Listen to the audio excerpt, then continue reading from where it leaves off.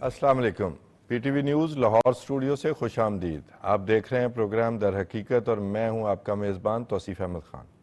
नाज़रीन, पिछले हफ्ते हमने आपसे वादा किया था, हमने एक सेगमेंट रखा था अपने प्रोग्राम में कि किस तरह सहूनी दहशतगर्द तंजीमों ने इजराइल की आप समझें संग बुनियाद रखा और किस तरह की उन्होंने दहशतगर्दी जो है वो उस वक्त जो है वो फ़लस्तीन में लाए। फ़लस्तीन में उस वक्त अंग्रेज़ काबज़ थे, उनके ख़िलाफ़ भी की और फ़लस्तीनियों का जिस तरह नस्ल कुशी की और किन किन तरीक़ों से की और किस तरह ये रियासत इसराइल जो है ये दहशतगर्दी की बुनियाद पर बनी। टाइम थोड़ा था तो इस वक्त पिछले हफ्ते फिर हमने आपसे वादा किया था कि अगले हफ्ते हम इसकी पूरे तारीख़ी पस मंज़र के साथ और फिर आज जो हो रहा है और आइंदा आने वाले हालात में क्या मुमकिन है और क्या जो है वो जो सेफ पैसेज है किसी के लिए भी, फ़लस्तीनियों के लिए भी, हत्ता कि जो ज्यूज़ हैं, सहूनी नहीं, सहूनियत पसंदी और चीज़ है, तो उसका भी हम तज़किरा करेंगे। तो इससे निकला कैसे जा सकता है, क्या हल मौजूद हैं, ये तारीख़ी पस मंज़र के साथ हम सब जो चीज़ें आपके सामने लाएंगे। और इसी जो हमारा पिछला सेगमेंट था उसकी बुनियाद पर आज हमारे पैनल में भी वही दोस्त हमारे साथ हैं, जनाब खालिद फारूकी साहब, सीनियर सहाफ़ी, तजियाकार, एडिटर रोज़नामा आवाज़, और हमें यूएसए से ज्वाइन कर रहे हैं प्रोफेसर अली एहसन साहब, वेस्ट वर्जीनिया यूनिवर्सिटी में पढ़ाते हैं। Welcome to the show Ali साहब। जी अस्सलाम वालेकुम तौसीफ साहब, बहुत बहुत शुक्रिया अपने शो पर से मुझे इनवाइट करने का। मैं खालिद फारूकी साहब से पहला सवाल कर लूँ। खालिद साहब, सिलसिला वहाँ से जोड़ते हैं जहाँ से टूटा था पिछले हफ्ते। तो हम कहाँ थे? हम हैगना पे थे, हम लीही पे थे और एर्गन, ये तीन जो सहूनियत पसंद गिरोह हैं, इनकी सरगर्मियाँ जो हैं उनके हवाले से हमारे नाजरीन को थोड़ा सा बताएं ताकि हमारी जो है डिस्कशन का आगाज़ हो। मैं तो इन जो सहूनी तंजीमें जो मुख्तलिफ है ना, इनके तो जो किरदार रहे जी, बुनियादी तौर पे देखने की बात यह है कि इनके किरदार कहाँ से शुरू हुए, किसने शुरू करवाए और वो कौन एलिमेंट थे, कौन सी ताकतें थी जिनकी वजह से ये सारा कुछ शुरू हुआ। ये जो इसराइली रियासत है इसके बारे में बड़ी अच्छी बात है कि आज की जनरेशन जो है इसको भी पता हो और आने वाली जनरेशन्स को भी पता हो कि किस तरह एक फितना रियासत जो है वजूद में आई, वो वजूद में आई और उसको वजूद में लाने के लिए। और ये जो आज दहशतगर्दी नई है, मैं ऐड बिल्कुल एग्जैक्टली ये उस वक्त यही काम इन्होंने ही इंट्रोड्यूस करवाया है दुनिया में। बिल्कुल इन्होंने इंट्रोड्यूस करवाया। और इसमें देखिए ये तनाज़ा जो था ना, अच्छा मैं अपनी राय ना ही दूं, मैं आपसे पूछूं। तनाज़ा बुनियादी तौर पे पहले मेरा अपना ये ख्याल है कि ये एक इलाकों पे कब्जे का था और इसमें ये लोग कहीं उस पर शरीक नहीं थे। ये तनाज़ा असल में जो अपना ऑटोमन अम्पायर थी, उस्मानी सल्तनत जो थी, उसके ख़िलाफ़ शुरू हुआ और उस तनाज़े में फ्रांस उसमें बहुत बड़ा फ़रीक था जी, रशिया उसमें बड़ा फ़रीक था और फिर ईस्टर्न यूरोप के ममालिक जो थे और बरतानिया जो था इसकी भी उसमें उसी तरह से मुदाखलत थी। ये तनाज़ा, जैसे मैं पिछले प्रोग्राम में जब थोड़ी सी एक बात शुरू हुई कि वो ये कि जैसे नेपोलियन बोनापार्ट था जी, आपने यहीं पर, तो वो 18वीं सदी के लास्ट में उसकी जो सल्तनत उस्मानिया के ख़िलाफ़ फ्रांस की जो मुख्तलिफ इलाकों पर कब्ज़े की जो स्ट्रगल थी, जो वो कब्ज़ा कर रहा था, उसमें यहाँ भी उनकी साजिशें जो थी वो शुरू हुई और उन्होंने सल्तनत उस्मानिया को कमज़ोर किया। आपको मालूम होना चाहिए और हम सबको मालूम है कि सल्तनत उस्मानिया ने ममलूकों का इक़्तिदार जो था उससे पहले उसको ख़त्म करके 15वीं सदी में उन्होंने यहाँ पे इस इलाके पे कंट्रोल उन्होंने हासिल कर लिया था। ये जो नेपोलियन का जो किरदार था, फ्रांस का जो किरदार था, इस किरदार की वजह से ही बाद में दूसरे वेस्टर्न ममालिक जो थे, यूरोपियन ममालिक जो थे, वो इसमें शरीक हुए और उसमें रूस का, उस वक्त का जो रूस है, इसका बहुत बड़ा अमल दखल था। इन ममालिक ने अपने आप को तुर्की के मुकाबले में लाने के लिए इन इलाकों पर जब कब्जा किया और उस कब्जे में उन्होंने यहाँ की जो यूरोप की जो यहूदी आबादी थी उसका जो इमिग्रेशन शुरू करवा दी। ये इमिग्रेशन जो 19वीं सदी है इसकी आखिरी जो दिहाइयाँ, 2 दिहाइयाँ जो ये रशिया और यूक्रेन से शायद ज्यादा, Russia, Ukraine, Poland, eastern Europe जितना था वहां से, तो ये सारे लोग वहां से फरार होके, वहां से इनको जब एक तस्वर दिया गया उनके आबाई घर का جب تصور دیا گیا ان کو کہ آپ کے لیے ایک الگ سے یہ اسٹیٹ ایک بنائی جا سکتی ہے, یہ وہاں سے انہوں نے شروع کیا. اور پھر آہستہ آہستہ ان کی اتنی بڑی تعداد جو تھی وہ وہاں پہ جاتی رہی کہ جس کے بارے میں یہ تھا کہ وہ ڈرامائی انداز میں یہ سارے لوگ وہاں گئے. اب اس کے پیچھے کیا اس وقت کی یہ جو اسٹیٹس تھیں, ان کی یہ تھاٹ تھی کہ انہوں نے ایک مستقل ایک ایسی ایک نسل پرست وہاں پہ حکومت قائم کرنی ہے, ایک دہشت گرد حکومت قائم کرنی ہے, یا ان کا مقصد صرف اس وقت کی سلطنت عثمانیہ کو ڈسٹرب کرنا تھا. یہ اب میں نہیں کہہ سکتا کہ کیا ان کا مقصد تھا, لیکن ان کا کیا دھرا سارا کچھ یہ 3 ممالک کم از کم اس میں وہ ہیں جنہوں نے پوری کی پوری یہودی آباد کاری جو ہے, ان کا ارادہ پہلے یہ تھا کہ ان یہودیوں کو یورپ سے نکالا جائے, اور یورپ خود بھی بیسیکلی مذہبی طور پہ جو تنازع تھا وہ یورپ کے اندر تھا, جو کرسچینٹی تھی اس کا اور جیوز کا تنازع جو تھا. اور یہاں سے ان کو نکال کے وہ یوگنڈا ارجنٹائن ٹائپ ممالک جو تھے, یہ بھی ان کے اس وقت ایک جگہ ایک یہ آیا کہ ان کو یہاں سے نکال کے وہاں آباد کر دیا جائے. لیکن جب ان کی آباد کاری یہاں پہ شروع ہوئی تو اس میں پھر تیزی آئی. پھر اس کے بعد انہوں نے جو مستقبل کے جو اسٹریٹجک مقاصد تھے ان کو پیش نظر رکھنا شروع کر دیا کہ اس علاقے پہ قبضہ کرنا ضروری ہے. سو یہ علاقہ ان 3 بڑی ریاستوں کی وجہ سے یہودیوں کی ایک پناہ گاہ کے طور پہ بنا, جس کو ابتدائی طور پہ پناہ گاہ کہا گیا. اس کے بعد یہ علاقہ ان کی تخریب کاری, ان کی دہشت گردی, ان کی فتنہ انگیزی, اس کی ایک بیس بن گیا. یہ 18ویں صدی سے 19ویں صدی کی آخری, میں نے جیسے بتایا کہ 2 دہائیوں سے شروع ہوا, اور یہ اگلی جو صدی تھی اس کے پہلے 2 دہائیاں جو تھی اس کے دوران یہ یہودی آباد کار یہاں پہ مسلسل یہاں پہ آباد ہوتے گئے, اور انہوں نے یہاں پہ اپنا ایک طرح کی غنڈہ گردی شروع کر دی, اور لوکل جو جتنے باشندے تھے ان کے خلاف. اچھا, پھر یہ جو بہت اس پہ فیصلہ کن موڑ آتا ہے اس میں وہ یہ ہے کہ جو فرانس اور برطانیہ کا ایک معاہدہ ہوتا ہے 1916 میں, 1916 میں ان کا معاہدہ ہوتا ہے. اس معاہدے کے تحت یہاں کا جو ایک طرح کا یہ طے کر لیتے ہیں کنٹرول, کہ کنٹرول جو ہے یہ برطانیہ سنبھال, بالکل, تو برطانیہ اس کا کنٹرول سنبھال لیتا ہے. اور برطانیہ نے جب کنٹرول سنبھالا تو میرا خیال اگلے ہی سال شاید 1917 میں جو بالفر جو اپنا اعلامیہ جو ہے وہ سامنے آ گیا. اور اچھا, اور یہ بھی برطانیہ کا ہی ایک طرح کا سارا کچھ یہ مٹیریل تھا, اور فرانس اس کے ساتھ تھا, لیکن اس وقت تک رشیا بھی اس میں برابر کا شریک تھا ان ممالک کے. یہ ہے وہ ایک بنیادی طور پہ یہ کردار ان ممالک کا جنہوں نے یہاں پہ وہاں سے جن لوگوں کو لائے ان لوگوں کو یہاں آباد کیا. ان لوگوں کی اس سے پہلے یورپ میں وہ تنظیمیں بن چکی تھی جو صہیونی مقاصد کو پورا کر سکتی تھی. انہی تنظیموں نے یہاں آ کے اپنے لوگوں کو مسلح کیا, دہشت گرد بنایا, غنڈے بنایا, اور فلسطینیوں کو ان کے گھروں سے نکال کے ان کو بے وطن کرنا شروع کیا, اور یہاں سے ہی ان کے خلاف مسلح جو ایک کاروائیاں تھی وہ کی. اور مسلح کاروائیوں کے لیے جتنے گروہ اس وقت بنے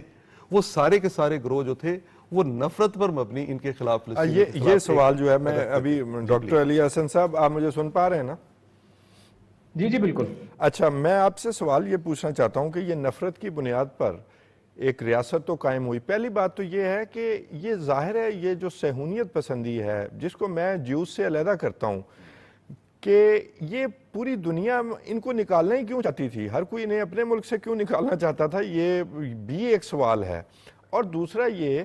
کہ یہ ریسسٹ یعنی کہ نسلی بنیاد پر یہ ریاست قائم ہوئی یا مذہب کی بنیاد پر جو ہے, یا دونوں چیزیں ملا کر یہ قائم کرنے کی کوشش کی جا رہی تھی. اور اس میں پھر ہیگنا, وہ لیہی اور اس میں ایرگون, یہ کیسے اپنا جو کردار ادا کرنے لگے؟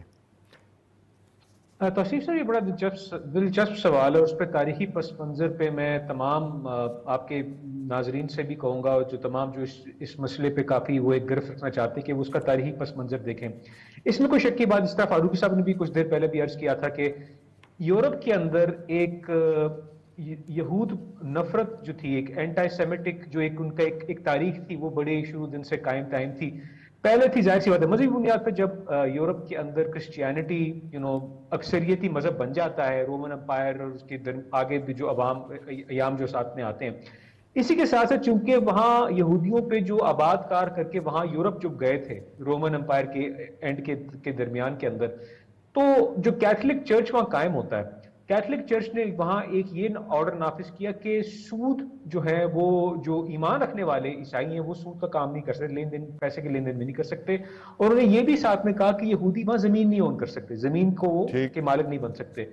तो उन्होंने इसी बेसिस पर कि यार चलो ईसाई तो नहीं कर सकते ना पैसे का लेन देन, तो आप यहूदियों को दे दो। तो जब भी कोई बंदा पैसे के लेन देन में काम करते हैं, जब कोई सूद वगैरह चार्ज करते हैं, इंटरेस्ट चार्ज करते हैं, तो अगर पैसे का लेन देन जब होता है तो उसी के अंदर साथ साथ में क्या होता है, तो आप वैसे ही आप अमीर बन जाते हो with the Passage of time. तो जाहिर सी बात है बहुत सारे फिर जो यहूदी खानदान थे उन्होंने बैंकिंग जो था वो अपना जरिए आमदनी बना दिया कि कभी फलाने बादशाह को दे दिए, फलाने प्रिंस को दे दिए। तो वहां फिर एक इकोनॉमिक जंग भी ला गई कि भाई जब आपने पहले आपने इनको रोका कि भाई आपने जमीन रखते, फिर आपने इनको पैसे का लेन देन का सारा हिसाब दे दिया। फिर जब उन रियासतों पे, उन बादशाहों पे, उन शाही खानदानों पे दबाव पड़ता है कि भाई इस वक्त इकॉनमी की मुश्त की हालत खराब है, तो यार क्या करें, चलो यार हम यहूदी पे हमला कर देते हैं साथ साथ में। तो उन्होंने उसी कहते हैं ना मजहबी नफरत का और जो माशी जंग की साथ में चल रही थी।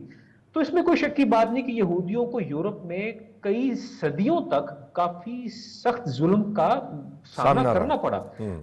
बिल्कुल। और एक वक्त ऐसा भी था, जिस तरह भी फारूक साहब ने भी जिक्र किया था, कि 19वीं सदी के आखिर में 1880s 1870s आप कहें, जब बहुत सारी यहूदी बस्तियां जो थी ये ईस्टर्न यूरोप में, जो आजकल के मॉडर्न जमाने Belarus, Ukraine, Czechoslovakia, Moldova, Russia वगैरह सारी जो रियासतें आती हैं, रोमानिया वगैरह जैसी होती हैं, वहां थी एक इलाका था, इसको कहते थे पेल ऑफ सेटलमेंट। मुझे उसका अरबी उर्दू में उसका मतलब नहीं पता क्या था, नहीं आप ऐसे ही जानने दें। हाँ, तो वहां जब उस पेल ऑफ सेटलमेंट को जब रशियन एम्पायर ने खत्म कर दिया, क्योंकि उनके अंदर भी दबाव था, जो ऑर्थोडॉक्स क्रिश्चियंस की जो ग्रुप्स थी वहां भी क्या कहते हैं ना फिरका वारियत की बेसिस पे कहा कि यार यहूदियों को जरा फारिग करो यहाँ से। तो बहुत सारे जो थे उस वक्त 90% दुनिया की यहूदी आबादी जो थी वो रशियन एम्पायर में रहते थे, 90%। ठीक है। और उसके अंदर बेशतर बहुत सारे अफराद थे, जर्मनी और ऑस्ट्रिया हंगेरियन एम्पायर में भी थे। जब पेल ऑफ सेटलमेंट कोलैप्स करता है, जब उसका वो जो एक उनकी एग्रीमेंट था, तयशुदा मुआहदा था ज़ारिश रशिया के साथ, जब वो खत्म होता है, तो बेशतर जो यहूदी थे वो वहां से हिजरत करके अपनी जो भी कुछ भाग सकते थे लेकर, पहले वो जाते वेस्टर्न यूरोप, फिर बहुत सारे निकल जाते अमेरिका। इसी वजह से आप अगर देखेंगे ना न्यूयॉर्क साइड पे, जो न्यूयॉर्क शहर है और शिकागो जो बड़े शहर वगैरह वहां आबाद होते हैं, 1880s के बाद 1880 की दिहाई के बाद बेशतर जो यहूदी सेटल होते हैं अमेरिका में जाकर सेटल होते हैं। और ये सिलसिला 1920 तक चलता है, 1920-1924 तक। फिर अमेरिका भी यहूदियों की इमिग्रेशन पे पाबंदी ऐड कर देता है। तो उस बेसिस पे यूरोप पे भी दबाव था कि भाई इनको किस तरह एडजस्ट करना है, और ऊपर से कौम परस्ती का भी बोलबाला मंजर यहाँ पे सामने आता है। हालांकि उस वक्त नाटसीइज्म की या फैशिज्म की जो तहरीक थी वो उन्होंने जान नहीं पकड़ी थी, उन्होंने स्पेसिफिकली एंटी सेमिटिज्म पे या यहूद नफरत पे उन्होंने अपनी सियासत उस वक्त कायम दायम शायद ना की हो। लेकिन यूरोप ने कहा कि यार यहूदी हमारे पास बहुत ज्यादा है, और वो एक पुराना ना एक यूरोपियन ये मगरबी तहजीब का एक बहुत बड़ा एक मशहूर एक सवाल भी है, द जूइश क्वेश्चन, यहूदियों का क्या करना है हमने। तो उन्होंने कहा यार क्या करें कि यार चलो हमने अब यहाँ पहली जंगी अजीम के बाद हमने ये मशरिक वस्ता के अंदर हमने जमीन कब्जा कर लिया है, और यहूदी भी कहते हैं कि जो यरूशलेम जो है बैतुल मुकद्दस जो उनके लिए भी एक मजहबी एक बुनियाद एक अहमियत रखता है। क्यों ना हमें अपने तमाम यूरोपियन यहूदियों से कि यार देखो हम अपनी नफरत तो आप पे खत्म नहीं कर सकते, लेकिन चूंकि आपके पास एक जमीनी एक हिस्सा है जिसकी एक तारीखी मजहबी लिसानी बुनियाद भी है, आप सारे वहां चले जाएं, हम पैसे भी आपको दे देंगे साथ में था। तो इसमें फिर अब आपने एक सवाल किया था तौसीफ साहब के क्या ये मजहबी था या ये लिसानी था या एक कौम परस्ती की बुनियाद पर था। सहूनियत की शुरुआत होती कौम परस्ती की बुनियाद पे, क्योंकि उस वक्त यूरोप के अंदर जब कौम परस्त तंजीमें जोर पकड़ती हैं, German nationalism, Hungarian nationalism, French nationalism वगैरह, तो यहूदियों ने कहा कि यार चलो हम भी क्यों ना अपना बनाए, बिकॉज जो यहाँ एक यहूद नफरत वाला एक समा वैसे भी गर्म है, हम वैसे भी हमें 2000 साल से यहाँ किसी न किसी जूते के हमें खाने पड़े हैं, तो क्यों ना हम भी अपनी तंजीम स्टार्ट करें। तो सहूनियत के जो बानियान थे, जिसमें थियोडोर हर्त्जल हो गए, अहाद अहाम हो गए, और बहुत सारे जो दानिशवर थे ईस्टर्न यूरोप के, उन्होंने कहा यार देखो मजहब आपका अपना मसला, आपका अपना जाती फरीजा होगा, लेकिन हम एक कौमियत हैं। आप चाहे बेशक खुदा को माने या ना माने, अगर आप यहूदी नस्ल के हो आप यहूदी हो, ठीक है। तो चूंकि हम भी एक कौम परस्ती के साथ बने, तो उन्होंने शुरू में क्या करते हैं کہ یہ جو یہودی قوم پرست کی جو صہیونیت کی جو ایک تنظیم بنائی جاتی ہے، تنظیمیں بنتی ہیں ڈفرینٹ میں، تھیودور ہرتزل جو تھے ساتھ میں ان کے بانیان میں ان کا نام تصور کیا جاتا ہے، انہوں نے کہا یار چلو کیوں نہ ہم یورپین سامراجی قوتوں سے معاہدہ کریں کہ یار دیکھو ہم بھی اپنے ایک زمین کا حصہ چاہتے ہیں تاکہ ہم اپنا ایک وہاں ایک ملک قائم کر سکیں، قوم قائم کر سکیں، ایک وطن قائم کر سکیں، آپ ہمیں پیسے دیں، آپ ہمیں سپورٹ کریں، ہم آپ کے وہاں آؤٹ پوسٹ بنیں گے ان باربریت زدہ کہتے ہیں نا یہ پسماندہ علاقوں لیکن میں علی صاحب جہاں میں اس میں ایڈ کر دوں ایک بات اور بھی ایڈ کروں کہ یہ جو تنظیمیں جو دہشت گرد تنظیمیں تھیں، یہ ہیگنا ہو گئی، یہ لیہی ہو گئی، یہ فاشزم سے بڑی انفلوئنس تھی، بڑا ان کو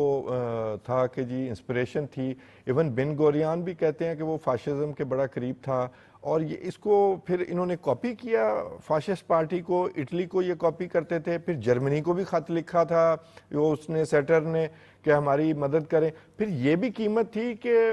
بے شک جرمنی ظلم کر رہا ہے یہودیوں کے ساتھ، لیکن ایٹ اینی کاسٹ یہودیوں کو وہاں سے نکالا جائے تاکہ وہ اسرائیل آ سکیں، اس جو ریاست بنائی جا رہی ہے. اس پر کائنڈلی ذرا جواب دیجیے گا. یہ بھی بڑا اہم سوال ہے آپ کا توصیف صاحب. ظاہر سی بات ہے جب قوم پرستی پرواز چڑھتی یورپ کے اندر تو جو صہیونی تنظیمیں تھیں انہوں نے بھی کہا کہ یار ہمیں بھی چاہیے کہ ہم جو فاشسٹ یا قوم پرست جماعتیں ہیں، چاہے وہ بے شک جرمن ہو، چاہے وہ اٹالین ہو، چاہے وہ اسپینش ہو، چاہے وہ فرینچ ہو، چاہے وہ برٹش ہو وغیرہ، ان کے ساتھ نا ایک ہم آہنگی ہم کر سکتے ہیں کہ بھائی دیکھو ہمارے اور آپ کے مقاصد میں کوئی خاص فرق نہیں ہے، فرق صرف اتنا ہے کہ آپ ہماری موومنٹ کو وہ لیجیٹیمیسی دیں، وہ سپورٹ ہے، تاکہ ہم بھی اپنے لحاظ سے ہم اپنے یہودیوں کو یہاں سے نکال کر آپ سے ہم جان چھڑائیں اور ہم ایک اپنی ریاست ایک وطن اپنا قائم کر سکیں. تو اس میں کوئی شک کی بات نہیں کہ جس طرح ہاگنا کا میں نے پچھلے ہفتے ذکر کیا تھا کہ ہاگنا ایک دفاعی تنظیم تھی. جب 1920 کے اندر بہت سارے یہودی سیکنڈ عالیہ جو کہتے ہیں نا، دوسرا جو عالیہ جو کہتے ہیں جو ہجرت کر کے وہ فلسطین برٹش پیلسٹائن میں آتے ہیں، برٹش برطانوی فلسطین میں آتے ہیں، تو ظاہر سی بات ہے وہاں ٹینشنز بھی تھی، کشیدگیاں بھی تھیں. ایک تو برٹش اتھارٹی تک بعد میں ہوتی، لیکن اصل میں جو کشیدگیاں تھی وہ تھی جو وہاں کے لوکل فلسطینی عرب جو وہاں موجود تھے. اس فلسطین عرب کے اندر اس میں عیسائی بھی تھے، اس میں مسلمان بھی تھے، اس میں ڈروز بھی تھے. ٹھیک ہے، وہ بہت ایک ڈائیورس قسم کا علاقہ تھا. صرف یہ نہیں کہ ٹھیک ہے اکثریت آبادی وہاں کی مسلمان تھی، لیکن وہاں عیسائی بھی تھے، ڈروز بھی تھے، بہت ساری قومیں وہاں بلکہ پہلے سے یہودی آباد تھے، اور کہا جاتا ہے کہ وہ یہودی ان دہشت گرد تنظیموں کے خلاف تھے، پھر ان کو بھی مارا گیا. جی بالکل، یہ تھی اولڈ یشوف، کیونکہ عبرانی زبان کے اندر کہتے ہیں یشوف تھی جو پرانی ان کی سیٹلمنٹ تھی. یہ کئی صدیوں سے وہاں پہلے سے آباد تھے، یہ کیا کہتے ہیں یروشلم بیت المقدس کے علاقے میں. اور ظاہر سی بات ہے ان کا چونکہ ان کی ہم آہنگی تھی فلسطین کے ساتھ، تو وہاں اپنی عربی بھی بولتے تھے، اور جوڈیو عربک جو ان کی اپنی زبان بھی تھی، تھوڑی عبرانی زبان بھی تھی، تھوڑی عربی بھی، تو ان کا آپس میں اچھا تھا. جب ان کو پتا چلا کہ یار یہ یورپ سے یہودی اچانک آ رہے ہیں، ان کی تو زیادہ تر ان کی زبان ہے یہ دیش جو جوڈیو جرمن جس کو کہلائی جاتی ہے، یہ آ کے ہمیں ایسے بتا رہے ہیں کہ بھائی دیکھو بھائی یہ اصل میں یہ علاقہ ہمارا ہے. تو اس کے اندر اگر آیات، اور اوپر سے چونکہ جو فلسطینی یہودی جو تھے یا جو اس دور کے یہودی تھے اولڈ یشوف کے، وہ ظاہر سی بات ہے ان کی نسل بھی الگ تھی، وہ یورپین نہیں تھے. ان کا رکھ رکھاؤ، بات چیت کا انداز، لباس کا انداز، جو کھانے پینے کھاتے تھے، وہ کافی فلسطینی اور یہودیت کی جو ایک آپس میں بڑی ہم آہنگی تھی اس کا ایک سرچشمہ تھے. اب یورپین یہودی آئے کہتے کہ بھائی تم تو بدذات ہو، تم تو اصل میں تم تو یہود، تم تو کیا کہتے تم بلکہ اس سے ایک سوال اٹھتا ہے، میں فاروقی صاحب کو بھی لے لوں. فاروقی صاحب، یہ میں نے اکثر جو ریبک جو عربی جو جیوز ہیں جو وہاں کے رہنے والے ہیں، خطہ عرب میں رہنے والے، انہوں نے کہا کہ ان لوگوں نے آ کر دراصل جو زائنزم ہے انہوں نے آ کر کلچر برباد کیا. ہم ایک عرب کلچر میں رہ رہے تھے، اور بے شک ہم یہودی تھے لیکن ہم اپنے کلچر میں رہ رہے تھے، اور ہم عربی ایک عرب کے طور پر بھی یعنی کہ زندہ تھے اور سب کے ساتھ مل کر رہ رہے تھے. تو زائنزم جو ہے یہ ایکسپورٹ ہوا انفیکٹ. اچھا، اس میں میں ایک اور بھی چیز ایڈ کر لوں کہ پھر یہ انسٹیٹیوشنلائز بھی ہوا، اس کو کیسے دیکھتے ہیں؟ دیکھیے توصیف صاحب، یہ جو بھی ہم نے ساری بہت اچھی باتیں اس میں علی بتا رہے تھے، اور مجھے بڑی اس میں بہت کچھ نئے پوائنٹس اس میں نئی چیزیں اس میں سننے کو اور دیکھنے کو اور سمجھنے کو ملتی ہیں. یہ بنیادی طور پہ سرمایہ کی جنگ بھی تھی. جی بالکل، وہ تو انہوں نے مینشن بھی کیا. جی، یہ بنیادی طور پہ سرمایہ کی جنگ تھی، اور یہ سرمایہ جو تھا یہودی بیسیکلی ساہوکار تھے، اور یورپ میں بھی ان کی ساہوکاری یہ چلتی تھی. انہوں نے جو فرسٹ ورلڈ وار ہوئی اس میں یہ جو سٹیٹس تھیں جو یورپ کی، ان کی جہاں جہاں جس طرح سے بھی وہ اپنے سرمایہ کی مدد سے جس طرح پینیٹریشن کر سکتے تھے انہوں نے پینیٹریشن کی. یہ جو فرسٹ ورلڈ وار 1914 سے 1920 تک یہ جو ورلڈ وار ہوئی, اس میں یہودی سرمایہ ان کی جو انفلوئنس تھا اور اشرافیہ کے ساتھ, کرسچین اشرافیہ جو تھی یورپ کی, اس کے ساتھ اس کا جو میل جول بڑھنا تھا, اور اسلحے کی جو تجارت شروع ہوئی, اسلحے کی جو تجارت تھی اور اسلحے کی تجارت اور اسلحہ سازی میں جو سرمایہ کاری تھی, اس میں ان کا بہت بڑا رول تھا. یہی اسلحہ جو ہے جب یہ یہودی وہاں جا کے آباد کاری کی شکل میں, مہاجروں کی شکل میں وہاں پہ گئے, تو یہ بڑے برے حالات میں, یہ جو پہلی ان کی جنریشن تھی وہ بھی بڑے برے حالات میں گئی تھی, جو 18 بالکل ٹھیک, 82 سے مائگریشن کو مذاق نہیں ہوتا, یہ سارے علاقے چھوڑ کے, اور ایسے حالات میں جبکہ ان کے پاس کوئی بھی مستقل ایک منزل نہیں تھی. اگر امریکہ گئے تو ان کو بہت لمبا چوڑا ایک طویل سفر کرنا پڑا. یورپ کے اندر جیسا جو کیتھولک کرسچن تھے وہ ان کے خلاف تھے اور ان کے مذہبی اختلافات تھے. آپ کبھی اس میں جو ہم مذہبی بات تو اس میں بالکل نہیں کر رہے, لیکن اگر آپ اس میں مختلف ایسے مسئلہ ہمیں زائنزم سے ہے, وہ اگر آپ دیکھیں نا کہ جس میں اس صہیونیت پرستی, جو صہیونیت پسندی ہے, اس کے خلاف جو کرسچینٹی نے مختلف جگہ پہ کام بھی کیا وہاں پہ یورپ کے اندر رہتے ہوئے, کیونکہ وہ لوگ خود ان سے اس فتنے سے تنگ آ چکے تھے. اچھا, یہ لوگ جیسے جیسے وہاں پہ مائگریٹ کر کے گئے ہیں تو ان کے پاس یہ انہوں نے, کیونکہ وہ برٹشر جو تھے ان کے ساتھ کام کیا تھا, ان کو تربیت بھی ملی, ان کو اسلحہ بھی ملا, ان کے پاس افرادی قوت بھی آئی. سو یہ وہاں پہ آ کے فلسطین میں وہاں پہ قابض ہو کے انہوں نے اپنے آپ کو پھیلانا شروع کیا. اور وہ جو ان کا پھیلانے کا عمل ہے اس میں پھر میں سمجھتا ہوں کہ پھر ایک بار پھر یہ یورپی ممالک جو تھے یہ ان کی مدد وہاں پہ رہے. اچھا, اس میں انسیڈنٹس بھی ہیں, کوئی 1938 میں ہے کہ ارگن گینگ جو ہے وہ اس نے ٹائم بام جو ہے ایک کراؤڈڈ جو ہے کیفے میں جس میں فلسطینی عرب آ کر بیٹھتے تھے, اور پھر اس میں 39 میں ہے ولیج آف بلاد الشیخ, وہاں پر یہ حملہ کرتے ہیں, وہاں پہ حملہ کرتے ہیں اور سلاٹر کرتے ہیں. وہ انہوں نے مختلف واقعات میں جو فلسطینی تھے, مختلف واقعات میں یہ قتل عام کے جو واقعات, بلکہ میں اس پہ آ رہا تھا, آپ کو میں لے کے آ رہا تھا کہ وہ برناڈوٹ جو ہیں جس نے 30,000 یہودی جو ہیں, میں ان کا ریلنٹلیس, ان کا بے رحم ہونا زائنزم کا میں بتانا آپ کے سامنے رکھنا چاہتا ہوں کہ جس نے 30,000 یہودی کنسنٹریشن کیمپس جو ہیں جرمنی کے وہاں سے نکالے, ان کو بھی یہ شاید لیہی نے جو ایک تنظیم تھی اس کو بھی قتل کر دیا. اچھا, اس کے علاوہ جو اسیسینیشنز ہیں ایون جیوز کی, فلسطینیوں کی تو آپ کہہ رہے ہیں ماس کلنگ, جینوسائیڈ ہوئی. ان کو جو وہ کہتے ہیں کہ 1948 میں جی عرب فوج آ گئی تو اس وجہ سے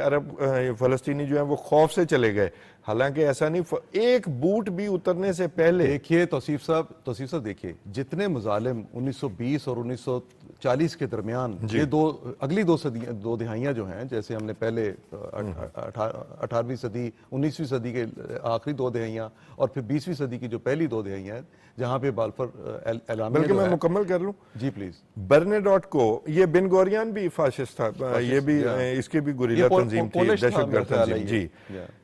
جس شخص کو برناڈوٹ کو قتل کرنے کا جس شخص نے آرڈر دیا وہ بعد میں اسرائیل کا پرائم منسٹر رہا 2 دفعہ. صحیح, ٹھیک ہے, وہ سٹرن کو بعد میں اسرائیلی حکومت نے وہ کوئی کسی ایوارڈ سے بھی نوازا. تو پھر تو یہ انسٹیٹیوشنلائز تو ہو گیا سارا کچھ. تو اس میں آپ دیکھتے ہیں کہ یہ جو آگے ہسبارہ ہے, شن بیٹ ہے, یہ جو موساد ہے, یہ آف شورس ہیں اس دیکھیے توصیف صاحب, یہ تو بعد کی چیزیں آئی نا. یہ تنظیمیں یا ان کی جو ایجنسیاں جو بنی ہیں کہ وہ انٹرنل سیکیورٹی کے نام پہ, وہ ایکسٹرنل سیکیورٹی کے نام پہ, اور بیسیکلی یہ اصل جو ان کا ٹارگٹ تھا وہ فلسطینی اور عرب تھے. دونوں ایجنسیوں کا بنیادی مقصد جو ہے, شنبیٹ ہو یا وہ موساد ہو, ان کا ایکسٹرنل انٹرنل والا معاملہ کوئی نہیں. انٹرنل میں وہ فلسطینیوں کو, ان کو ہر طور پہ جس طرح بھی تھا وہ نقصان پہنچاتے تھے. جو دیکھیے یہ جو میں نے کہا نا کہ جس طرح سے برٹشر اور جو یہ آباد کار تھے, یہ دونوں مل کے جس طرح قتل عام کے جو بھی واقعات جن کا آپ ذکر کر رہے ہیں, کبھی انہوں نے 100 کے قریب ایک جگہ پہ فلسطینیوں کو ان کو ذبح کیا, کسی اور جگہ پہ مارا, کسی اور جگہ, یہ مختلف واقعات اس دوران ہوتے رہے. یہی وجہ ہے کہ 1936 میں جا کے تو عربوں نے جو پہلی بغاوت کی ان کے خلاف, وہ بغاوت جو تھی وہ بیسیکلی تو یہ صہیونی جو تھے ان کے خلاف تھی. اچھا وہ ساتھ ہی بغاوت جو تھی وہ ان کے بغاوت یا جہاد کہہ لیں یا ان کو کیونکہ آخر تانگ آ کے جیسے ابھی ہوا ہے جی جو ہم نے آج تنگ کی آمد دنیا میں بجنگ ہم نے آمد، دیکھا ہے، بالکل ٹھیک۔ تو تب بھی یہ تھا کہ ان کو اتنے بڑے پیمانے پر ان کا قتل عام کیا گیا کہ 36 میں عرب جو تھے وہ جتنی بھی طاقت ان کے پاس تھی جو بھی فلسطینی تھی، تھے اس کے ساتھ وہ وہ اس نکلے، کے ساتھ نکلے۔ لیکن ان 3 سالوں میں پھر اس کے بعد وہ جو 3 سال ہیں جب تک دنیا میں ورلڈ وار ادھر جاری تھی اور ادھر فلسطینیوں کا قتل عام جاری تھا، اور فلسطینیوں کے اس قتل عام میں یہ یہودی جو زیونی تھے، یہ گنڈے اور ان کے ساتھ برٹشر شامل تھے۔ لیکن ایک وقت پھر اس دوران ہی پھر یہ آیا کہ جب یہ برٹش جو انتظامیہ تھی وہاں کی، ان کو بھی پتہ چل گیا کہ یہ ہمارے ہاتھ سے نکل گئے ہیں، اتنے یہ طاقتور ہو گئے ہیں، ان کے پاس ویپن بھی وہ تھا جو فوجوں کے پاس ہوتا فوجوں کے ہے، پاس۔ باقی لوکل لوگ تھے، ٹرائب تھے، وہ کس حد اور تک انہوں نے تو مقابلہ وہ کر لائف سکتے دیکھی تھے۔ نہیں تھی، یہ لائف تو نہیں بڑے دیکھی تھی، ماڈرن وہ لوگ ٹریننگ تھے۔ بھی نہیں دیکھی تھی، اور پھر ان کا انفلوئنس جو تھا وہ بہت زیادہ تھا۔ تو یہ جو 40 سے پہلے انہوں نے یہ قتل عام بھی کیے، اور مسلسل وہ 3 سال فلسطینیوں کے لیے انتہائی تکلیف دہ سال ہیں، اور اس میں نہ صرف ان کی جو نقل مکانی تھی وہاں پہ، میرے خیال شاید 1.2 ملین وہاں اس وقت ٹوٹل تھے، لیکن بہت تھوڑے فلسطینی جو اس علاقے میں رہ گئے، باقی سب کو انہوں نے علاقوں سے بے دخل کر دیا۔ اور بے دخلی کی پھر آخر اگلی وجہ جو ہے وہ محض کوئی علاقے پہ قبضہ کرنا، محض اپنا حق لینا نہیں تھا، یہ ایک نفرت، تعصب اور باقاعدہ طور پہ پورے ریجن کو ٹیررائز کر کے تو وہ یہ کرنا تھا۔ علی صاحب میں جو آپ سے پوچھنا چاہ رہا تھا وہ یہ تھا کہ آپ دیکھتے ہیں کہ 1948 کی جنگ میں یہ جس طرح میسیکر ہوا، تقریباً 7 لاکھ فلسطینی جو ہیں ان کو ڈسپلیسمنٹ کا سامنا کرنا پڑا، ہجرت کرنا پڑی، اور آپ دیکھیں کہ وہ جو بن گوریان تھے وہ انہوں نے اس وقت کنگ عبداللہ کو خط بھی لکھا کہ نہیں اس میں ہم نہیں ہیں ملوث، یہ تو وہ دوسری تنظیم ہے، حالانکہ کہا یہ جاتا ہے ان کے اپنے جو ریکارڈ ہے موساد کا یا اسرائیل کے آرکائیوز میں کہ یہ تینوں تنظیمیں ملوث تھیں، اور بڑی چلاکی سے وہ بن گوریان نے اپنے آپ کو سائڈ پہ کیا۔ پھر ایک پرائم منسٹر بنا ہے اسرائیل کا 2 دفعہ جو اس کا برناڈوٹ کے قتل کا آرڈر دیتا ہے، تو پھر یہ انسٹیٹیوشن بھی تو بنتے گئے۔ یہ آپ سمجھتے ہیں یہ آف شوٹس ہیں، جیسے ہسبرا ہے پروپیگنڈا دیکھتا ہے، یا شن بیٹ ہے جو ہزاروں فلسطینیوں کو انویسٹیگیٹ کر چکا ہے، پھر موساد ہے، ہزاروں لوگ قتل ہو گئے سمیت ان جیوز کے جو اس مائنڈ سیٹ کو پسند نہیں کرتے، اس صہیونیت پسندی کو؟ کہ جہاں ہاگنا ہو یا ارگن ہو یا شٹرن گینگ، المعروف لیہی ہو، انہوں نے ان کارروائیوں میں تو بڑی سرگرمی دکھائی تھی۔ اب ظاہر سی بات ہے ان کے جو کمانڈر تھے، ان کے جو لشکر کے جو سپہ سالار تھے ان تمام تینوں تنظیموں کے، وہی آخر میں ریاست اسرائیل کی اشرافیہ بنتے ہیں، وہی ان کے صدر بنتے ہیں، وزیر اعظم بنتے ہیں، وزراء بنتے ہیں، ان کی آرمی چیف وغیرہ بنتے ہیں، اور انہی تنظیموں کو پھر بعد میں فارملی طور پہ ریاست اسرائیل کی جو افواج بنتی ہے نا، ان تینوں کو پھر ساتھ میں ضم کر دیا جاتا ہے۔ جی بالکل۔ تو ظاہر سی بات ہے، تو پھر اسی بیسس پہ، اسی بنیاد پہ انہی تنظیموں یعنی آپ کہنا چاہتے ہیں کہ پہلے یہ جو سارے دہشت گرد تھے ان کو فوج کے اندر ڈالا گیا، یہ پہلا انسٹیٹیوشن بن گیا، جو دہشت گرد جو ہیں وہ اس میں مرج ہو گئے، ٹھیک ہے؟ جی بالکل۔ اور ظاہر سی بات ہے، جس سے میں نے پچھلے ہفتے جب کہتے کہ ان کے پاس پہلی اور دوسری جنگی عظیموں کا تجربہ بھی تھا، بیشتر جو تھے یہ different sides second world war میں انہیں لڑے بھی تھے، کوئی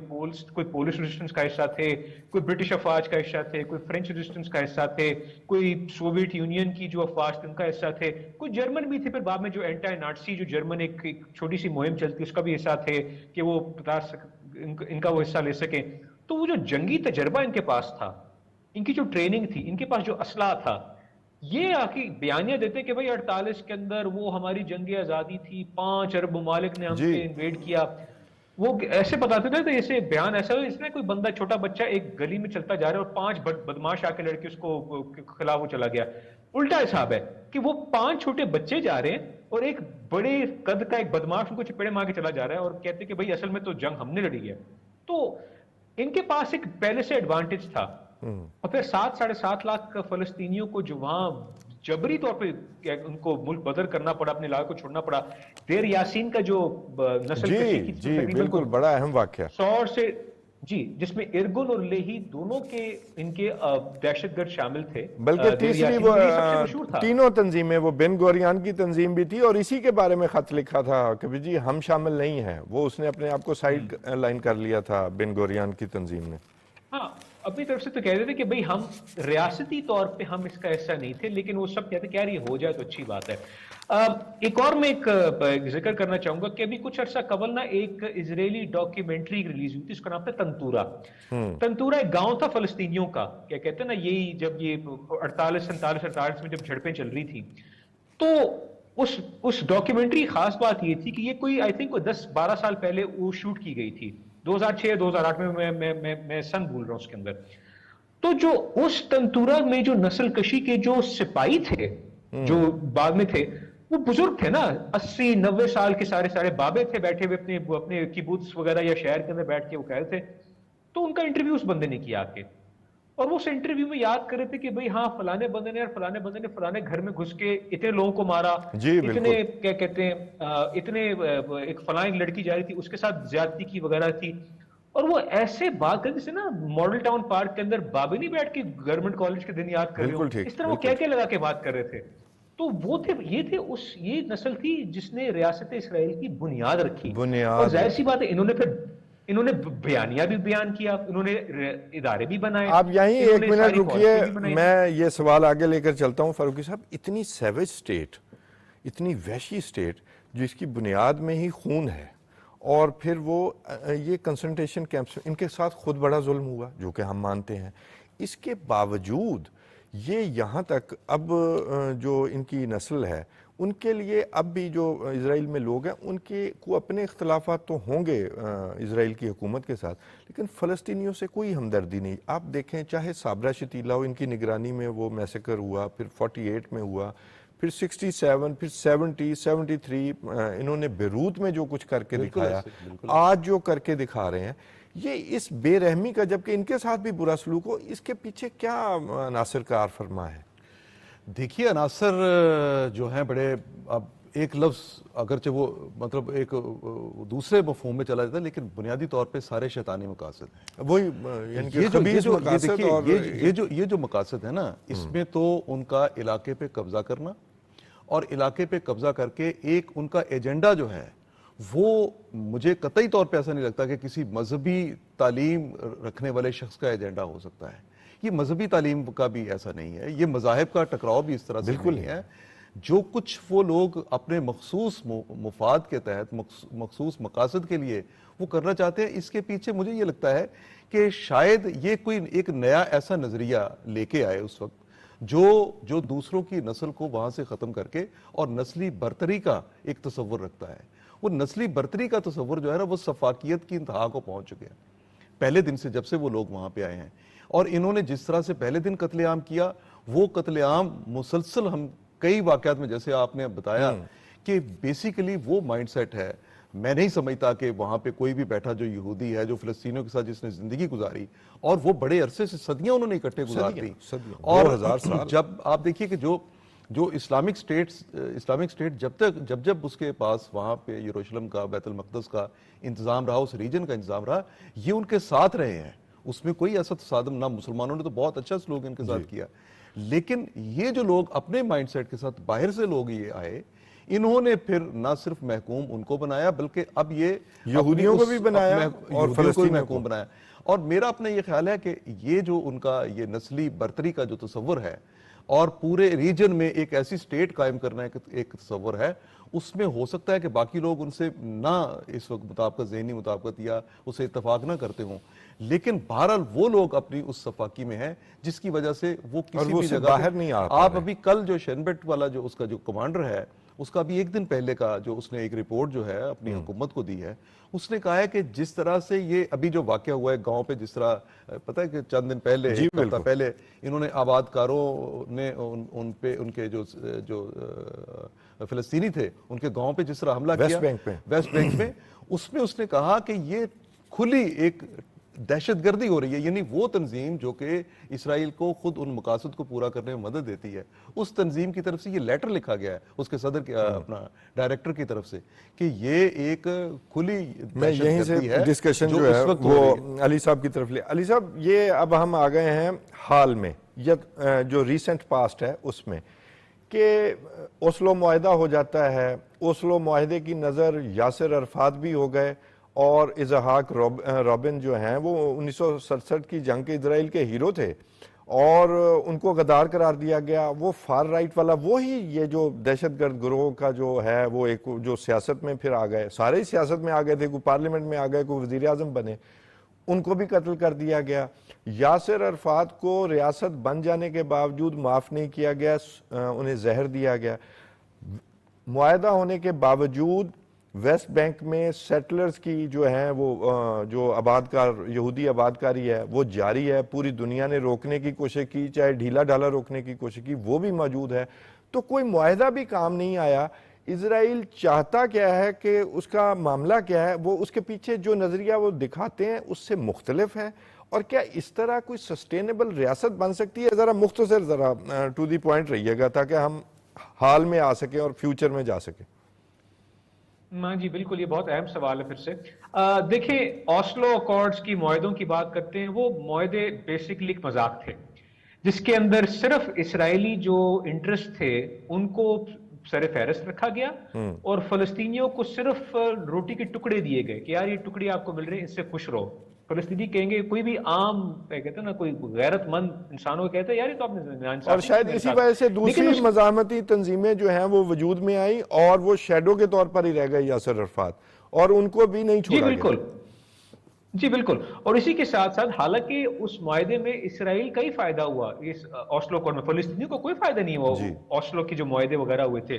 لیکن چونکہ بیشتر وہاں ایک مذہبی قوم پرستی کی جو ایک لہر تھی جو اسرائیلی معاشرے میں پکڑی گئی تھی, جس کے اندر ایک فرد نے یتساک ربین کو, جو کہ وزیر اعظم تھا اسرائیل کا, جو 67 کی وار کا ہیرو بھی تھا, اس کو ایک ریلی, ایک جلسے میں گولی مار کے قتل کر دی. ایک چھوٹی سی میں بات کہوں گا, یگل عامر کے بارے میں تھوڑا سا میں ایک بیک گراؤنڈ دینا چاہوں گا بیکاز آپ کو دلچسپی ہوگی ساتھ میں. یگل عامر بیسیکلی جس نے قتل کیا تھا وہ یمنی یہودی خاندان سے تھا. جی بالکل. جس کو اسرائیلی ٹرمینالوجی کہتے ہیں مزراحی, یعنی مشرقی یہودی جو تھے. ان کے والد, اس کے بہت سارے, ظاہر سی بات ہے جب اسرائیل جب آزاد ہوتا ہے تو جو ایلیٹس تھے وہ تھے آپ کے اشکنازی جو کہ یورپین یہودی تھے, اوسط درجے کے تھے وہ سفاردم جو کہ اسپین پورچگل کے جو تھے, جو مزراحی یہودی تھے جو کہ عرب یا مسلمان ممالک سے آتے تھے, ان کو ایز اے نا سستی لیبر کے طور پہ ان کو ہجرت کروا کے لایا گیا کہ بھائی آپ یہاں کے سیٹل ہو جاؤ, ہمیں یہاں کھیتی باڑی کے لوگ بھی چاہیے, ہمیں یہاں میونسپل والے ادارے بھی چلانے والے چاہیے, ہمیں یہاں سپاہی بھی چاہیے, فوج کے سپاہی اور پولیس کے بھی ہوں, ان کو اس طرح رکھا. یگل عامر ایک یمنی یہودی خاندان سے تھا. اس کی جوانی کے اندر اس کا قصہ یہ تھا کہ اس کی ایک اشکنازی یہودی لڑکی سے دوستی ہو جاتی ہے. اس اشکنازی لڑکی کی جو دوستی جو تھی, اس کے والدین ہوتے اس لڑکی کے, وہ اعتراض کرتے کہ یار یہ تو مزراحی ہے, یہ تو ہماری طرح کا ہے ہی نہیں. تو کہتے ہیں کہ اس کو اس بات کا اتنا رنج و غم ہوا کہ اس نے نا, وہ پہلے سے ایک مذہبی ٹائپ ایک بندہ تھا, اس کی ہمدردیاں تھیں ان ایکسٹریمسٹ تنظیموں کے ساتھ, وہ پھر کچھ زیادہ اس کے اندر پڑ گیا اور اس نے, آپ سمجھیں کہ غصے میں آ کر اس نے یتساک ربین کو گولی مار دی, اور وہ راتوں رات یہودی مذہبی قوم پرستیوں کا, جو صہیونی قوم پرستیوں کا, وہ ایک ہیرو بن گیا, کے طور پر سامنے آیا. اچھا فاروقی صاحب, یہی بات علی صاحب کی آگے بڑھاتے ہوئے کہ یہ پھر ہماری ڈسکشن کا نتیجہ یہ نکلا صرف ریسسٹ نہیں ہے, اس میں مذہبی, وہ کیا کہتے ہیں, مذہبی ٹچ بھی ہے اس ریاست میں. اچھا, یہ جو معاملہ ہے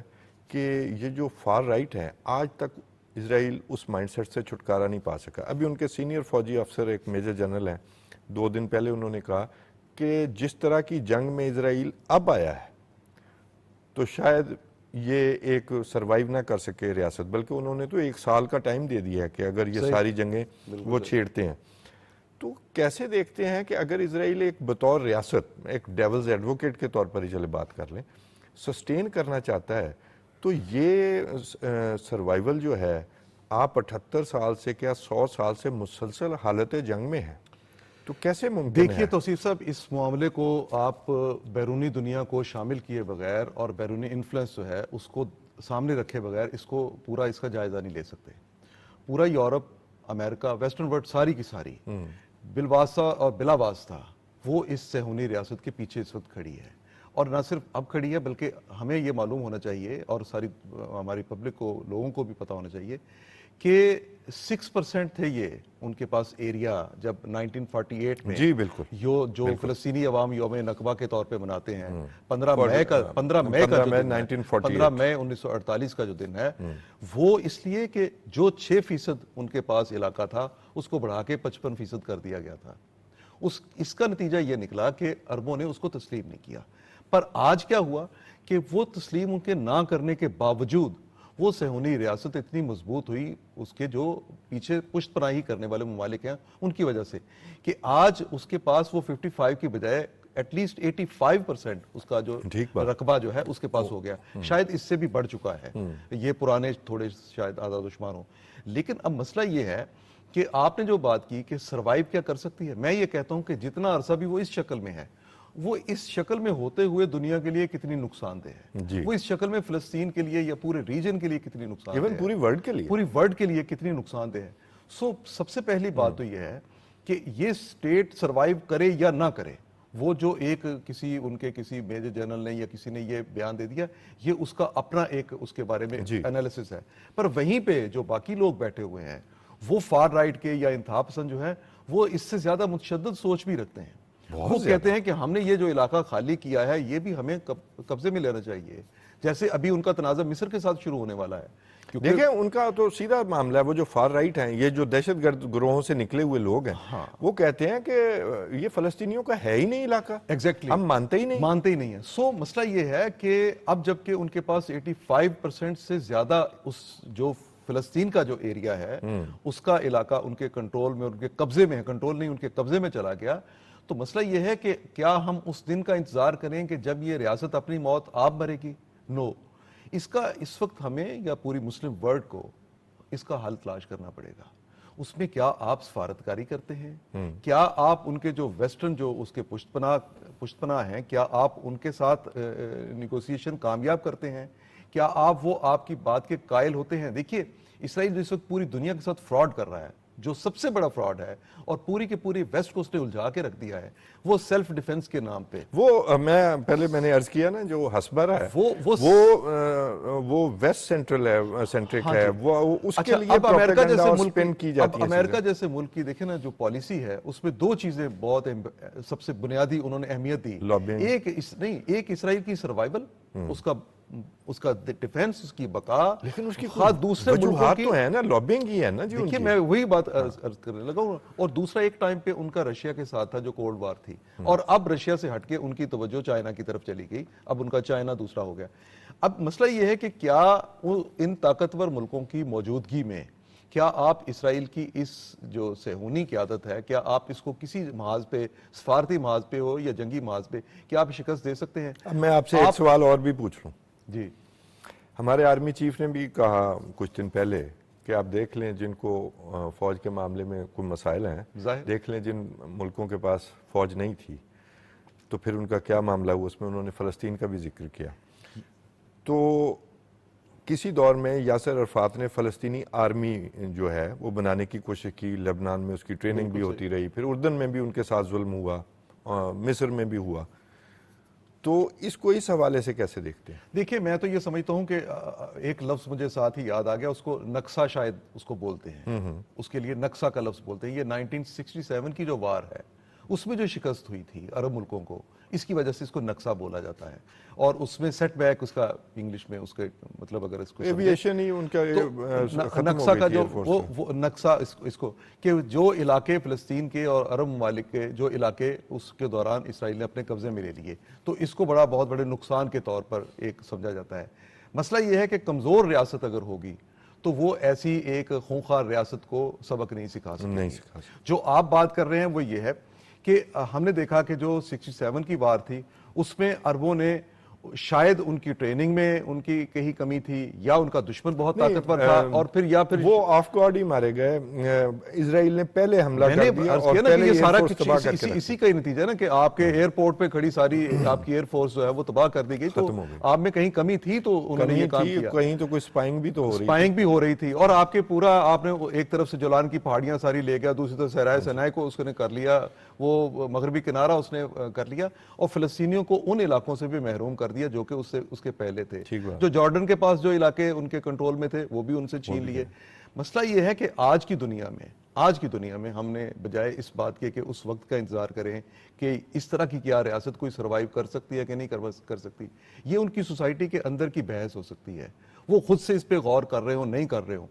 لیکن یہ تو بات یقینی ہے کہ کسی ایسی ابتر حالت کی ریاست میں جہاں پہ ہر 1 منٹ کے بعد سائرن بجتے ہوں, جی, جہاں پہ لوگ پورے مسلسل حالت ایمرجنسی کی کیفیت میں ہوں, جہاں ان کا پرائم منسٹر یہ کہے کہ ابھی جب حملہ ہوگا تو میں اور میری جو فیملی ہے وہ اس جگہ پہ بنکر میں جا کے پناہ لیں گے, باقی سب لوگوں کو بھی منتقل کیا جاتا ہو, وہاں پہ یہ ممکن نہیں ہے. آپ نفسیاتی مریض پیدا کریں گے. وہ کر رہے ہیں, وہ پھر جینوسائیڈ ہی کرتے ہیں. بالکل جینوسائیڈ نہیں, وہ اپنی قوم کو بھی نفسیاتی مریض بنا رہے ہیں نا, ان کی اپنی قوم بھی نفسیاتی مریض بن چکی ہے. یہ مت بھولیں کہ وہ فلسطینیوں کا قتل عام کر کے, ان کی نسل کشی کر کے وہ کوئی آزادی کی زندگی گزار رہے ہیں. بالکل, وہ ایک بڑی جیل میں بند ہیں, وہ بھی بڑی جیل میں بند علاقے میں بند کیا گیا. مجھے ایک شعر یاد آ گیا جو میں آخر میں کہوں گا, خود سے بھی وہ ایک بڑی جیل میں بند ہے. لیکن اس کا مقابلہ کرنے کے لیے میرا اپنا یہ خیال ہے, جو آرمی چیف کی جو آپ نے ریفرنس دیا, وہ تو یقینی بات ہے کہ جب تک آپ کی ریاست مضبوط نہیں ہوگی, آپ کا دفاع مضبوط نہیں ہوگا, آپ کی میں یہ کہنا چاہتا ہوں کہ انہوں نے $20 ارب امریکہ سے لیے, $20 ارب خرچ بھی کر چکے ہیں. آج ہماری ECC نے دہشت گردی کے خلاف جنگ کے لیے اب وہ دینے بنتے ہیں. یہی میں بتانا چاہتا ہوں کہ یہ بڑا ضروری ہے. ہمارے بارڈر پہ انہی ملکوں کی جو تربیت یافتہ لوگ ہیں, جو ان کی سازش سے یہاں ہمارے بارڈر پہ جو کچھ کرنا چاہتے ہیں, جو ابھی 8 دن پہلے جنہوں نے اپنی اسلحے کی نمائش کی ہے, وہ کس مقصد کے لیے ہے؟ تو اس کے مقابلے کے لیے تو آپ کو ایک مضبوط فوج. میں اب سوال لے لوں علی صاحب, یہ اسیسینیشنز جو ہیں, جو قتل ہوئے لوگ جو بڑے بڑے آج تک جاری ہے, اس میں اسماعیل ہنیے ہیں, یاسر عرفات ہیں, ایون فواد شکر ہیں. یہ ابھی پرسوں کی خبر ہے کہ حالانکہ الفتح یا PLO تو کسی جنگ میں حصہ نہیں لے رہی, وہ خلیل مکتاوی ان کو بھی شہید کر دیا گیا. پھر یہ بھی سننے میں آیا کہ محمود عباس نے کوئی ٹرکی میں ایک اپنا ڈنر آخری وقت پر جو ہے وہ کینسل کیا کہ Mahmood was also target, prime target, کہ بھی وہاں ان پر حملے کا خطرہ تھا. تو ابھی تک سبق تو نہیں سیکھا, اور اس میں یہ شین بیٹ بنا کے ہزاروں فلسطینیوں کو ریپ کر کے, ان پہ تشدد کر کے, جیلوں میں رکھ کے, موساد کے ذریعے لوگوں کو قتل کروا کے, جو فلسطینی حریت پسند ہیں ان کو قتل کروا کے, یا ہسبارہ کے ذریعے پروپیگنڈا کروا کے. سسٹینیبلٹی آپ کا کیا خیال ہے, آئی ہے؟ اور اگر نہیں آئی تو کیا یہ راستہ ہے سسٹینیبلٹی کا؟ کیا اسرائیل سروائیول کے موڈ میں ہے؟ دیکھیں, جب تک مغربی ریاستیں اسرائیل کی تمام ضروریات کو سبسڈی دینے سے نہیں رکتی, ریاست اسرائیل اپنے آپ کو قائم دائم رکھے گی. لیکن ایک زمانے میں جب جی تو اب انہوں نے اپنے آپ کو قائم دائم رکھا ہوا ہے جس طریقے سے وہ پالیسی کرے. اب جس طرح جو اسیسینیشنز جو ہوئی, جن ٹارگیٹڈ اسیسینیشنز جو ہوئی ہیں, ان کا موقف یہ ہوتا ہے کہ جب آپ کسی بڑی تنظیم کے سربراہان کو ختم کر دیں گے, وہ تنظیم تتر بتر ہو جاتی ہے. ایسا کوئی مطلب نہیں ہوتا. کوئی نہ کوئی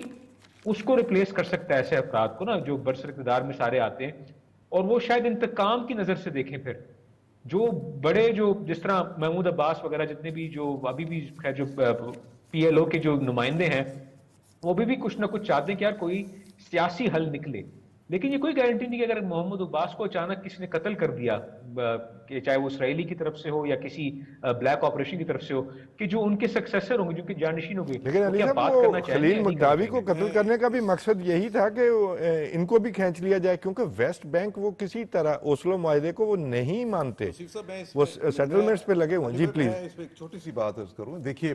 یہ جو ابھی آپ بات کر رہے ہیں نا محمود عباس والی, اور اس سے پہلے جو فلسطین کے کل جو انہوں نے وہاں پہ خلیل مکتاوی کو جو شہید کیا ہے, اور اس سے پہلے اسماعیل ہنیہ کا بھی جو ٹارگٹ کیا جائے نا, یہ اس بات کا ایک ثبوت ہے کہ اسرائیل مذاکرات کا راستہ نہیں چاہتا, اور وہ ہر ایسے شخص کو راستے سے ہٹا دینا چاہتا ہے اس وقت جس کو ویسٹ میں کہیں پذیرائی ملتی ہو کہ بھی یہ بندہ جو ہے. دیکھیں نا, محمود عباس یاسر عرفات کے بعد جو جیسے ان کی جانشین کے طور پہ اس وقت ہے, تو اب مسئلہ یہ ہے کہ وہاں پہ کوئی ان کا ایسے ونڈو انہوں نے اوپن کی ہوئی ہے جس میں وہ ڈائلاگ کر سکتے ہیں. اب ہم اسرائیل وہ ڈائلاگ کے تمام راستے فلسطینیوں کے بند کر دینا چاہتا ہے, اور وہ خود سے درندگی. بہت شکریہ آپ دونوں دوستوں کا, بہت شکریہ. شاید اس پر اور بھی کئی پروگرام ہو سکتے ہیں, ہمارے پاس وقت کی کمی ہے. नाज़रीन, उम्मीद है आपको ये तारीखी पस मंज़र में हमारा ये प्रोग्राम पसंद आया होगा। इज़राइल जो इस वक्त सर्वाइवल के मोड में है, जिस तरह के दोस्त कह रहे हैं कि अमेरिका की इमदाद जारी है, लेकिन इस तरह रियासतें चला नहीं करती। नफ़रत की बुनियाद पर, नस्ल परस्ती की बुनियाद पर या मज़हब की बुनियाद पर, नफ़रत की बुनियाद पर, और ऐसी रियासत जिसका एक एक इंच नाजायज़ है। तो हर वक्त हालत जंग में रहने वाली रियासत कितना अरसा दूसरों के पैसों से जंग लड़ सकती है। तो वो मंजर साहबाई ने एक शेर कहा था, मुझे दौरान प्रोग्राम याद आ गया था कि उम्र भर तो कोई भी जंग लड़ नहीं सकता, तुम भी टूट जाओगे, तजर्बा हमारा है। और यही सबक आपके लिए इस प्रोग्राम के ज़रिए ये भी देना चाहता हूँ कि अपनी फ़ौज के लिए जो दहशतगर्दी के ख़िलाफ़ जंग कर रही है, उस पर डिसइंफॉर्मेशन की तरफ मत अट्रैक्ट हों। ये देखें कि दुनिया अपनी सर्वाइवल के लिए कहाँ तक जाती है। अपनी फ़ौज के पीछे खड़े हो जाइए ताकि दहशतगर्दी का एक दफ़ा से फिर कला कमा हो। अपने मेज़बान तौसीफ़ अहमद खान को इजाज़त दीजिए। अल्लाह निगहबान।